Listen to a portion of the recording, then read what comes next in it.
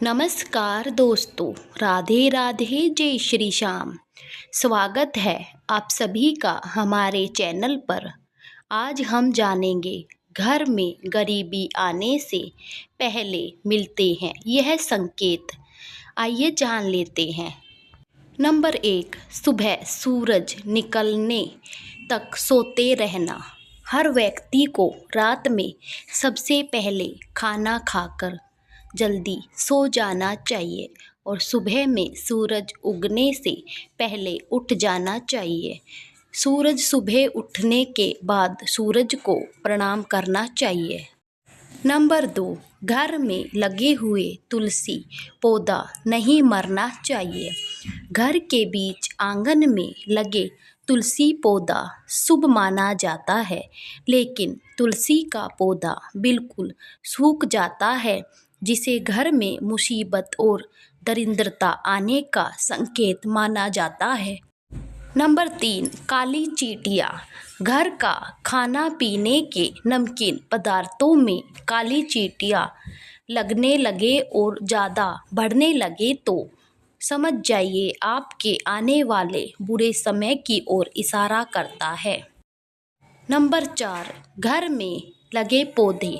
आपका घर में हरा भरा लगा हुआ पेड़ आपके घर में लगे पेड़ पौधों की पत्तियां सूखने लगे तो उसे तुरंत काटे वाले घर में लगे पेड़ पौधे हमेशा हरे भरे होने चाहिए। घर में पेड़ पौधों की पत्तियां सूखी भी नहीं चाहिए, वरना बुध ग्रह खराब होता है और इससे आपके ऊपर कर्ज पड़ता है।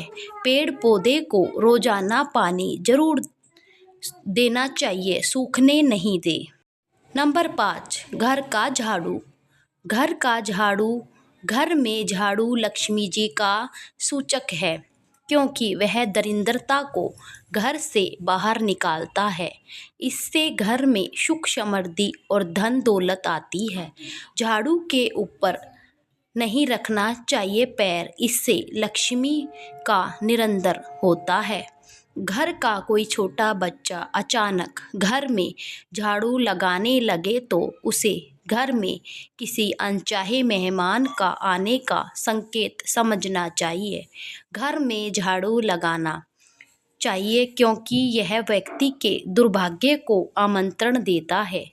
नाश्ता करने से पहले झाड़ू लगा लेनी चाहिए, उल्टा करके झाड़ू नहीं रखनी चाहिए।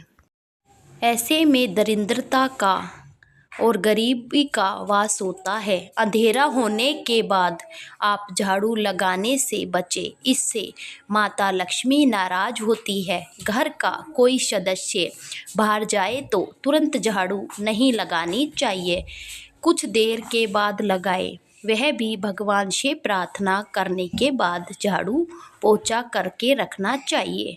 किसी की नज़र नहीं पड़नी चाहिए झाड़ू पर। जिस प्रकार झाड़ू को छुपा के रखा जाता है, उसी प्रकार झाड़ू को भी घर में आने वालों को कोई आदमी की नज़रों से दूर रखना चाहिए। वास्तुशास्त्र विज्ञान के अनुसार जो लोगों के लिए एक स्थान बनाने के बजाय कहीं पर भी झाड़ू ऐसे ही रख देती हैं, उनके घर में आर्थिक तंगी का सामना करना पड़ता है। आर्थिक परेशानियों का सामना करना पड़ सकता है, या अन्य किसी भी जानवरों को नहीं झाड़ू से नहीं मारना चाहिए। माँ लक्ष्मी आपके घर से दूर चली जाती है, नाराज होकर चली जाती है, वहाँ पर जाते हैं और घरेलू जीवन में आने की संभावना पड़ती है। इसीलिए इस बात का ज़रूर ध्यान रखें। बहुत से लोगों का कहना है घर में छिपकली देखना शुभ होता है। अगर आपके घर में नहीं है, ऐसा नहीं होना चाहिए। इस बात का ध्यान रखना चाहिए। किसी काम से बाहर जाए और वापस आते ही आपके घर में छिपकली दर्शन हो जाए, इसका मतलब है कि आपका बुरा समय बहुत ही जल्दी शुरू होने वाला है। आपको पहले ही संभल जाना चाहिए और बुरे वक्त में हिम्मत से काम लेना चाहिए। तैयार हो जाना चाहिए। इस बात का ध्यान रखिए दोस्तों, वक्त कभी भी एक सा नहीं रहता है।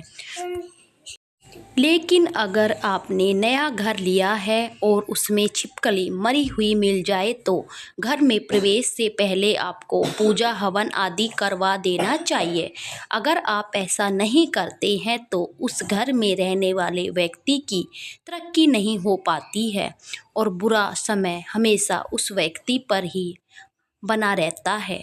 अगर अनजाने में छिपकली आपके शरीर के अंगों पर गिरती है तो यह भी आने वाले समय का सूचक है। जैसे अगर छिपकली आपके माथे पर गिरे तो आपके लिए खुशियों का संकेत लेकर आती है और जल्द ही आपको धन का लाभ होने वाला होता है। लेकिन वहीं अगर छिपकली आपके सिर पर या बालों पर गिरती है तो आप सतर्क हो जाए, क्योंकि इसका मतलब है कि आपके जीवन में भारी संकट आने वाला है या फिर आपकी मृत्यु नज़दीक है। नंबर 7, आँख। इस तरह से आँख का फड़कना आपको आने वाले समय के बारे में संकेत देता है। महिलाओं की बाईं आँख फड़कने का मतलब है आपके जीवन में कुछ अच्छा होने वाला है। यह शुभ संकेत माना जाता है। अगर बाईं आँख के लैपटॉप चारों दिशाओं में तो इसका मतलब है कि बुरा समय आने वाला है। पुरुषों की बाईं आँख यानी लेफ्ट आँख फड़कने का मतलब होता है कि आपके जीवन में अब मेहनत और कष्ट का समय आने वाला है। वहीं पुरुषों की दाईं आँख यानी राइट आँख फड़कने का मतलब है कि आपके जीवन में कोई शुभ समाचार आने वाला है। इस तरह से भी आपको आने वाले समय के संकेत मिल सकते हैं। तो दोस्तों, आपको हमारे द्वारा दी गई जानकारी कैसी लगी? अगर अच्छी लगी हो तो वीडियो को लाइक करना और कमेंट में जय माता दी ज़रूर लिखना। साथ ही दोस्तों, इस तरह की धार्मिक वीडियो देखने के लिए हमारे श्याम बाबा वास्तु टिप्स नेहा शर्मा चैनल को सब्सक्राइब ज़रूर कीजिएगा। मिलते हैं अगली वीडियो में। राधे राधे, जय श्री श्याम।